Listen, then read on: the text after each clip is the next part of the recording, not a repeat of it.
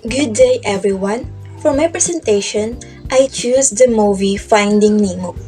Instead of focusing only on Nemo being adventurous, I will discuss how his experiences help him become more responsible, confident, and emotionally mature as a child.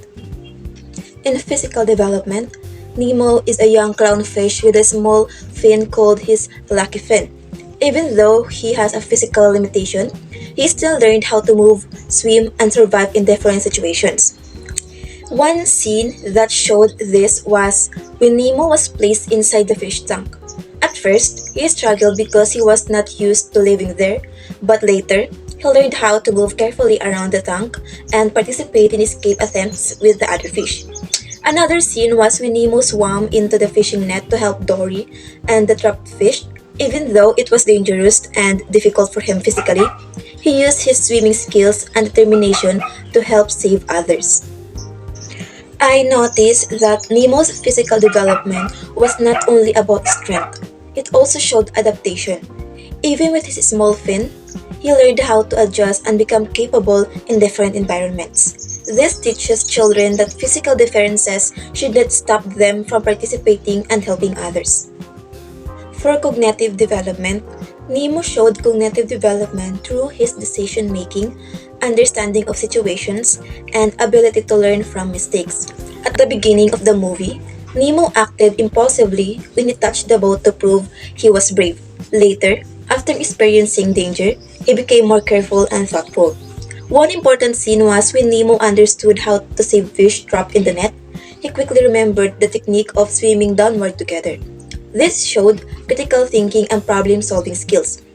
Another example was when Nemo learned to trust teamwork instead of trying to do everything alone. He listened to others, followed plans, and used what he learned from Gil and the tank gang. For me, Nemo's thinking developed because of experience. Children often learn through mistakes and challenges. Nemo became wiser after facing problems, and this helped him making better decisions later in the movie.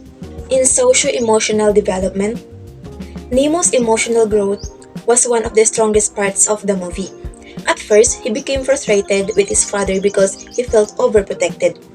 He wanted freedom and independence like other children. Inside the fish tank, Nemo learned how to make friends and work with others. He became more understanding, cooperative, and caring. One touching scene was when Nemo thought his father might not find him anymore. This showed that despite wanting independence, he still deeply loved and needed his father. Another emotional scene was during the reunion. Nemo finally understood that Marlin's strictness came from love and fear of losing him. I realized that Nemo's emotional maturity grew throughout the movie. He learned that independence is important, but family, trust, and communication also matter. Children sometimes misunderstand their parents, but love and understanding can strengthen relationships.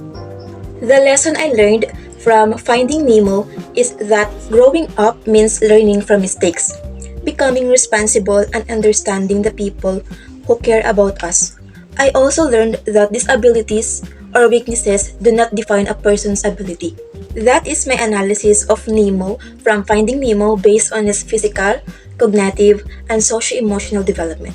Thank you for your understanding.